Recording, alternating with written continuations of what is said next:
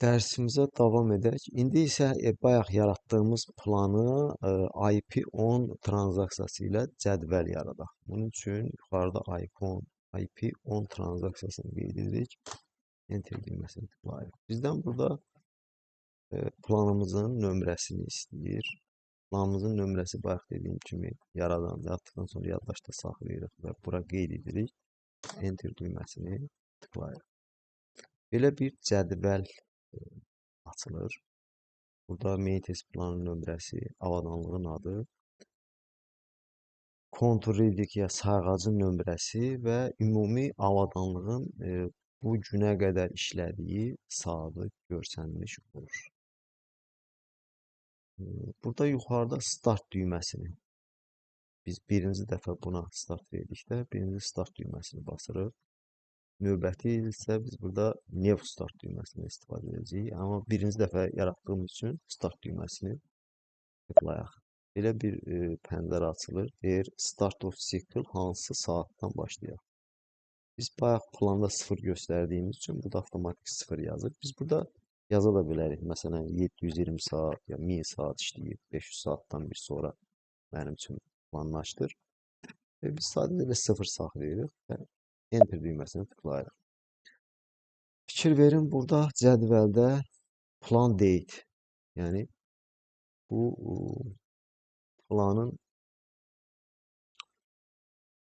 yaranma tarixləri, sifarişlərin daha doğrusu yaranma tarixləri burada göstərilir. Bax, görün, fikir verin burada. New start save to call. Bu deməkdir ki, biz bu cədvələ saxlanət eləsək, yəni yaddaşda saxlasaq, bizim üçün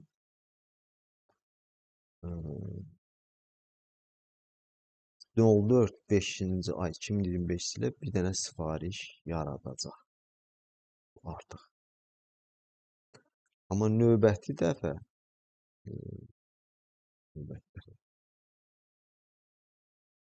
biz saxlanət eləsək, demək bu əlavə görün 5-ci aya bizə nə qədər sifariş yaratmış olacaq. Bu o deməkdir ki, yəni biz yanvar ayını yox, 5-ci aydan başlamışıq start verməyə. Bu plan özü fikirləşir ki, 5-ci aya qədər bir belə sifarişlər yaradılmalı idi.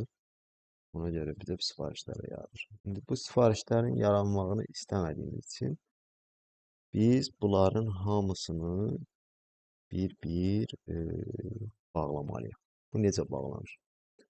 Yuxarıda birinci 04-05 25-ci ili saxlayırıq. Çünki istəyirik ki, bu aya bizə teyini xidmət yaratsın. Növbəti addımdan bir-bir seçməklə, sonra aşağıda 1, 2, 3-cüdə skip call düyməsi var. Onu belə tıklamaqla biz həmin planda sifarişi schedule skip it, yəni dayandırmış oluruq. Artıq bizim planımız bu sifarişi bizə yaratmayacaq. Növbəti dəfə ardıcıllıqla bunları bir-bir seçib skip call, belə ardıcıllıqla bunları bir-bir dayandırmalıyıq. Ta o vaxta qədər ki, bizə lazım olan plan date'ə çatmış olaq. Bunları bir-bir bağlayırıq.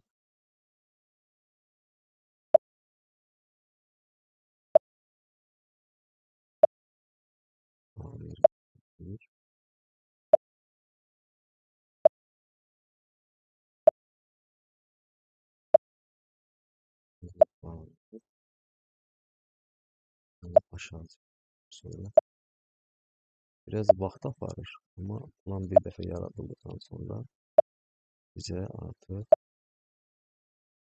ay-bay öz texniki xidmətlərimizi yaradacaq.